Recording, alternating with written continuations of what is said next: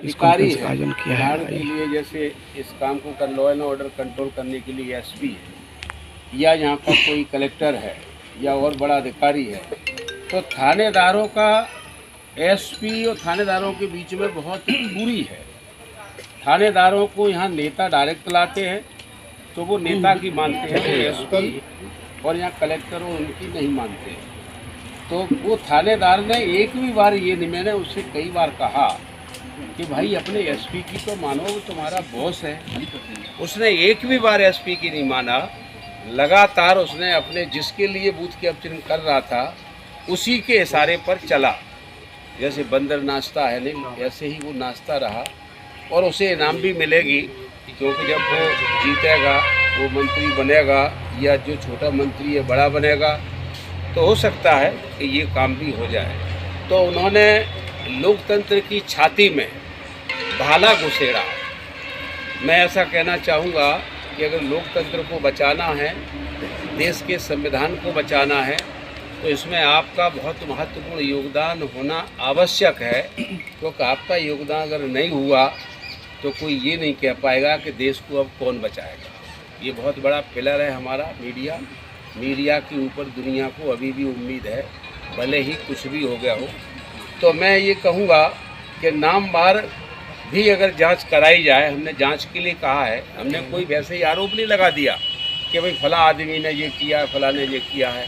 उनके CCTV camera लगे हुए हैं, उसमें वो जांच कराएं कि उनके लड़के बच्चे, उनके लोग, थानेदार, थाना प्रभारी, एसडीओपी, एसडीएम बार बार आते जाते रहे हैं, बार बार घुस रहे हैं।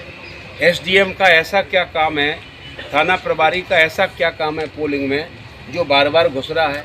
क्या मशीन ख़राब हो गई है तो बार बार ठीक करने के लिए जा रहा है क्या वो?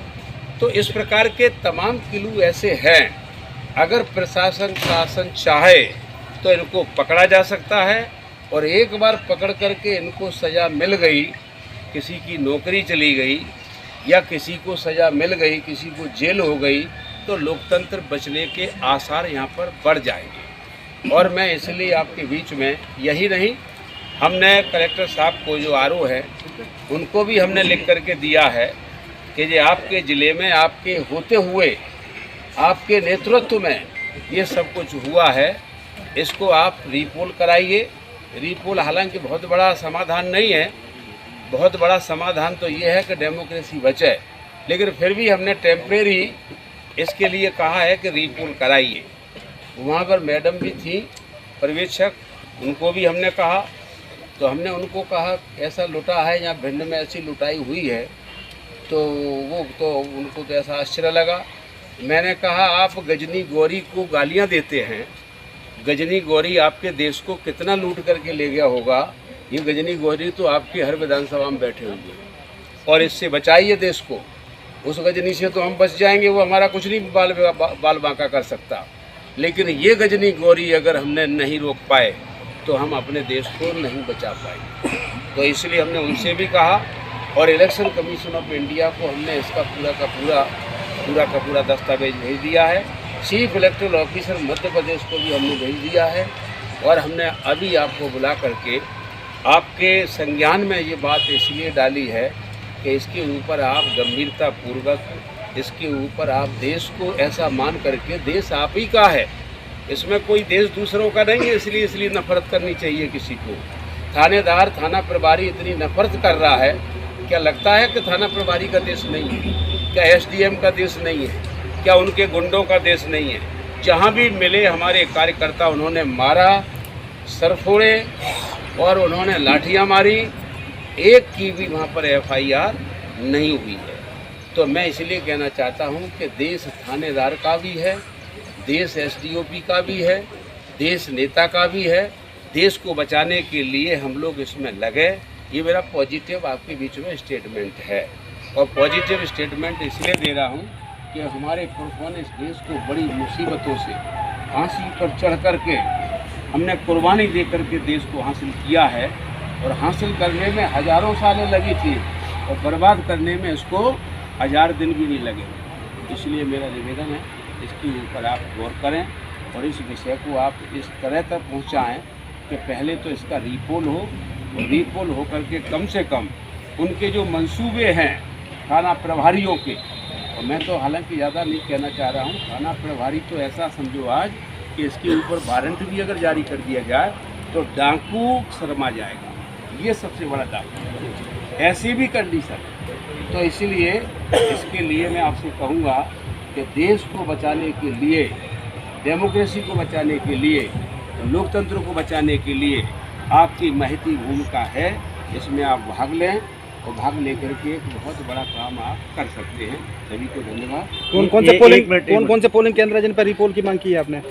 हमारे पास पोलिंग सेंटर है, अलग अलग करीब 75 हैं टोटल। मैंने आपको कहा जी 77 पोलिंग इन्होंने लूटी है जी, और 77 पोलिंग लूटी हैं, और विधानसभा वाइज हमने इसमें लिखा है, आपके प्रपत्र में लिखा है, सभी में जो थाना प्रभारियों पे आपने आरोप लगाया है वो कौन कौन है, कुछ नाम सूचीबद्ध किए क्या? देखिए, थाना प्रभारी मैं तो ये कहूँगा कि थाना प्रभारी लगभग जहाँ जिसकी ज़रूरत थी वो सभी है। ऐसा कोई थाना प्रभारी हम ये नहीं कह सकते कि जी अच्छा है, यहाँ पर लूटना थी तो ये काम आ गया, यहाँ लूट। अब ये सबसे ज़्यादा जो तांडव मचाया जिसके उसकी चर्चा रही, एक तो है वो रावतपुरा सरकार का कोमल कोई करके नाम है, कमलकांत दुबे जी, वो तो पागल ही हो गया था। और एक आशुतोष शर्मा मेहगांव का, वो तो शायद पागल अभी 10-5 दिन और पागल रहेगा, अभी भी ठीक नहीं हो पाएगा, हॉस्पिटल में भर्ती कराना पड़ेगा। उसके तो तार से हिल गए, ये क्यों हिल गए तार कि उसने इतना मंत्री को जिताने की कोशिश की तो अभी मंत्री वहाँ से हारेगा कम से कम 30,000 वोट, तो बाकी तार हिल गए उसके, तो उसके इतने बड़े तार लेने हुए हैं कि शायद वो, मुझे नहीं लगता कि दोबारा से वो रिकवरी हो सके उसकी। और ऐसे भी जहाँ जहाँ गोरमी है तो गोरमी का आ गया, कोई जहाँ जहाँ लूट हुई वहाँ का आ गया, तो वो सब वहीं के लोकल के थानेदार हैं, वो सब हैं, इसमें कोई ऐसा नहीं कह सकते हम कि इसने अच्छा काम किया। एसडीएम प्रमुख रूप से कौन कौन? एसडीएम भी प्रमुख रूप से ये सभी के लाहर के भी है, एसडीएम है, यहाँ का भी एसडीएम है, मेहगांव का एसडीएम तो वास्तव में ही अभी भी उसको बैलेंस बिगड़ा हुआ है, क्योंकि वो गया था, उसने वो उसके दिमाग से जाने क्या निकल गई, एक लड़के से बोला हमारा एजेंट था, इसको हटाओ और एक काम करो, तुम यहाँ क्यों कर दबा रहे हो, ये जो मशीन है इसको ले चलो घर दबाएंगे। तो लोग हंस पड़े कि जो कौन आ गया, तो फिर लोग बोले, उन्हीं के अधिकारियों ने रोका, रही तू क्या कह रहा है। तो ये पोलिंग बूथ है हमारी, जो है एक तो गिंगरखी है, एक हमारी है खिरिया थापक, पचेरा भी है, पचेरा भी राइट, पचेरा भी है, और एक हमारी इधर है मेहदौली, हाँ एक बरहेद है, बरहेद को तो उन्होंने पूरी डाल लिया, वो तो पूरे 2500 वोट उन्होंने एक लाइन में डाल दिए। हालांकि इसके बावजूद भी मैं आपको बता दूँ कि वो इसलिए घबराए हुए हैं कि उसके बावजूद भी हम मेहगांव विधानसभा को कम से कम 40,000 वोट से जीत रहे हैं अभी, इसके बावजूद भी। तो फिर भी मैं देखिए, हम भले ही जीते या हारे, इसका कोई महत्व नहीं, महत्व इस बात का है देश बचना चाहिए, देश की डेमोक्रेसी बचनी चाहिए, देश का लोकतंत्र बचना चाहिए, देश का संविधान बचना चाहिए, इसके हम पक्ष में हैं। भाई साहब, आपने ये सारे आरोप लगाए, आपके पास वीडियो फुटेज वगैरह हैं इसके अवेलेबल? वीडियो फुटेज तो मेरे तुलना में सरकार पे ज़्यादा है, सीसीटीवी कैमरे तो। आप लोगों ने कुछ सूचना कर वगैरह से मांगने की कोशिश की? नहीं, अभी हमने तो सिर्फ शिकायत की है, और शिकायत के बाद सबसे पहले आपके हम अदालत में आए, आज जाएंगे नहीं हम जगह पर। फिर भी कुछ वीडियो वगैरह आप कराना चाहते हो? वीडियो हैं, लेकिन अभी हम उसको प्रमाणित जब तक नहीं मानेंगे तब तक उनके सीसीटीवी कैमरे वाले नहीं आ जाएंगे। भाई साहब, इस प्रकार के क्रियाकलाप चल रहे थे, फिर भी मतदान वाले दिन आपकी क्षेत्र में सक्रियता नहीं दिखी, क्या कारण? सक्रियता दिखने का कोई मतलब क्या होता है? ये सक्रियता नहीं होती तो ये क्यों बोल रहा होता मैं? सक्रियता नहीं होती तो जो बोल रहा होता मैं क्या? नहीं, ये सारे पोलिंग बूथों पर उदमबाजी जो आप आरोप लगा रहे हो, तो आपकी असक्रियता रही पोलिंग बूथों आप नहीं आए। अभी क्या हुआ, इसमें एक पॉइंट और भी है। अब इसमें क्या था कि जैसे उनने प्लानिंग किया हुआ था, मैं इतना नहीं, मतलब मेरे दिमाग में अभी भी नहीं है कि एक व्यक्ति संविधान की 3 बार शपथ लेता है। पर्चा भर रहा है, कलेक्टर के सामने शपथ ली है। नंबर 2, जब जीत करके विधानसभा में गया तब शपथ ली है। नंबर 3, जब मंत्री बना है तब शपथ ली है। 3 बार शपथ लेने के बाद व्यक्ति उसी संविधान को ध्वस्त कर रहा हो, क्या उससे क्या उम्मीद रखी? उसके 50 लड़के चल रहे हैं, कैसे हथियार वाले, और हमारे तो एक साथी हैं वो आए नहीं हैं, नंदलाल भास्कर जी, उनको तो उन्होंने गोली मार दी है। तो मेरा कहने का तात्पर्य है कि हम उसको फिर लॉ एंड ऑर्डर को इतना भी नहीं बिगाड़ना चाहते कि कल को खून खराबा हो जाए। अब फूल सिंह बरैया बीच में आपके में कूद जाए मानो भीड़ में, और किसी ने कोई हमला कर दिया, मान लीजिए गोली मार दी, तो क्या लॉ एंड ऑर्डर बिगड़ेगा कि बच जाएगा? तो ये जिम्मेदारी मेरी है कि किसकी है? ये भी तो मुझे भी देखना है कि नहीं देखना है। हालांकि इसका ये मतलब नहीं है कि मैं बहादुर हूँ कि कायर हूँ, इसका मतलब ये नहीं। इसका अर्थ ये है कि आप देश के प्रति कैसा सोच रहे हैं। देश के प्रति पॉजिटिव सोच है, इस वजह से मैंने इसको ज़्यादा चूल नहीं दिया। ये सारे काम मेरे सामने हुए हैं, सारे हमारे नेताओं के सामने हुए हैं। ऐसा कोई नेता नहीं है जिसमें नहीं हुए, बराबर हुए, लगातार। धन्यवाद। ये पोलिंग्स ऐसे हैं जहाँ पे सेंसिटिव पोलिंग्स है, जहाँ पे हमेशा कैप्चर हो रहे हैं। पिछले 4 चुनाव के रिजल्ट देख लो आप, भिंड विधानसभा ये जो लिस्ट है पूरी वही लिस्ट है। तो क्या किसी ने इस बात के लिए इंगित किया, कलेक्टर को लिखा, किसी पेपर ने लिखा, किसी समाचार ने चलाया कि लगातार इतने वर्षों से ये नुनहाटा के, योधनाथ कॉलेज के, जनता स्कूल के ये कैप्चर किए जा रहे हैं? इसके पीछे प्रशासन ने क्या किया? मूल रूप से बात यह है कि भिंड के विधायक और चाहे कहीं के विधायक हों, उन्होंने इस चुनाव में जो काम लूट का किया जाता था वो लूट का इन लोगों ने काम किया। लेकिन उससे अफसोस नहीं है, वो तो पैबंद लूट के लिए निकले हुए हैं। लेकिन जो दिक्कत है, जो आपत्ति है, वो जिला प्रशासन से, पुलिस प्रशासन से, चुनाव आयोग से, जिसको लगातार इन पोलिंगों पर जो लूट हो रही थी जिसको नहीं रोक पाई। और आपत्ति है पत्रकार बंधुओं से, जो ये सब होने के बाद वो लिख नहीं पाए कि इन पोलिंग पे लगातार इतने वर्षों से हो रही थी और फिर यही हुआ। हमने तो लिखित में दिया हमारे प्रत्याशी ने कि भाई इन पोलिंग पे कार्रवाई की जाए, रिपोल किया जाए, समय पे आवेदन दिया है। क्या जवाबदारी आपकी हमारी दोनों की मिलती नहीं?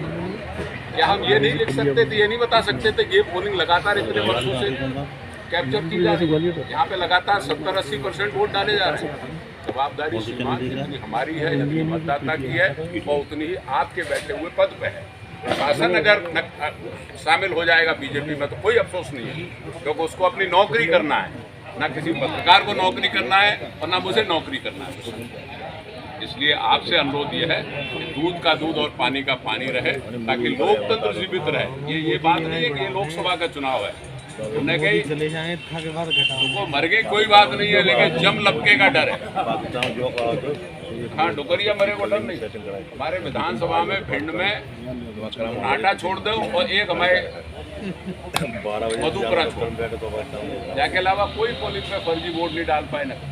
लेकिन इस चुनाव में उनने फिर वही तांडव किया।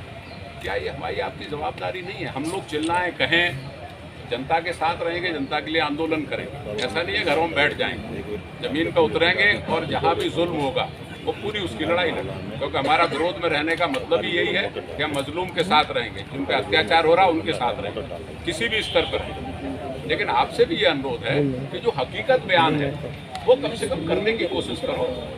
दृष्टि का कुछ वो रहे, दोष रहे, उसके बारे में मैं कुछ नहीं कहना चाहूँगा। जो हमारा काम है वो हम कर रहे हैं। आपसे अनुरोध करते हैं कि आप लोग भी अपना काम करें। शासन ने, चुनाव आयोग ने सब जगह कैमरे लगाए थे, तो प्रूफ कहाँ मिलेगा? हमारे कहना है अरे प्रूफ कहाँ मिलेगा? मुझे, मेरे कार्यकर्ता को अलाउ नहीं है वहाँ पे मोबाइल ले जाना।